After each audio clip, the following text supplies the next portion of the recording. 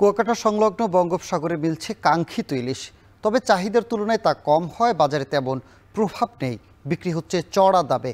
এছাড়া বেড়েছে অন্যান্য মাছের দাম। এ নিয়ে বিস্তারিত জানাতে আলিপুর মৎস্য বন্দর থেকে যুক্ত হচ্ছেন সহকর্মী জসিম পারভেজ। জসিম, আকারভিদি ইলিশের দাম কেমন দেখছেন? এছাড়া অন্যান্য মাছের সরবরাহ দরদাম কেমন দেখছেন জানাবেন।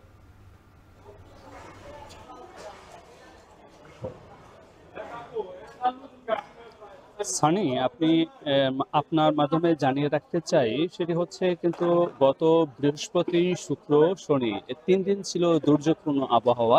সেটা সাগর উত্তাল থাকার কারণে কিন্তু সকল মাছ ধরার ট্রলার নিরাপদ আশ্রয়ের জন্য এই মৎস্যবন্দর আলিপুর মহিপুরে যে পোতাশ্রয় রয়েছে শিববাড়িয়া নদে আশ্রয়ে ছিল। কিন্তু গতকালকে সকল ট্রলার মাছ শিকারের জন্য বঙ্গোপসাগরে যাত্রা শুরু করে সমুদ্র শান্ত হওয়ার পরপরই।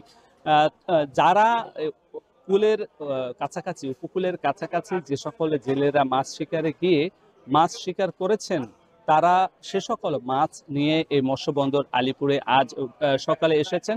সেগুলো বেচা বিক্রি হয়েছে এবং গভীর সমুদ্রে যে সকল বড় বড় ট্রলার মাছ শিকারে গিয়েছে সেগুলো এখনো ফেরেনি। তবে আর ৩ থেকে ৪ দিন পরেই কিন্তু মা ইলিশ সংরক্ষণ অভিযান শুরু হবে।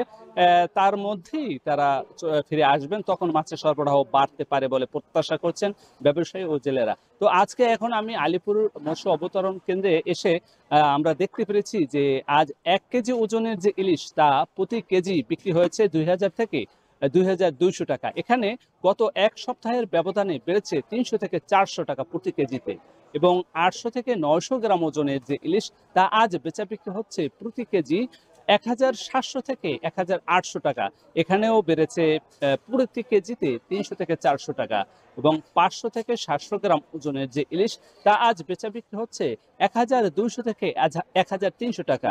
এখানেও বেড়েছে ২ থেকে ৩০০ টাকা প্রতি কেজিতে এবং ৪০০ গ্রাম ওজনের যে ইলিশ তা আজ বেচা বিক্রি হয়েছে ৯০০ টাকা থেকে ১,০০০ টাকা প্রতি কেজি। এখানেও বেড়েছে প্রতি কেজিতে ৩০০ থেকে ৪০০ টাকা। আরও যে অন্যান্য পোয়া, লইট্টা সহ অন্যান্য যে মাছ রয়েছে সেই মাছও কিন্তু ২০০ থেকে ৩০০ টাকা কেজি দরে বিক্রি হচ্ছে। তবে সেখানে বেড়েছে ১০০ থেকে ১৫০ টাকা প্রতি কেজিতে। এই ছিল আমার কাছে সবশেষ, সানি। কুয়াকাটা থেকে মাছ বাজারের দরদাম জানাচ্ছিলেন সহকর্মী জসিম পারভেজ।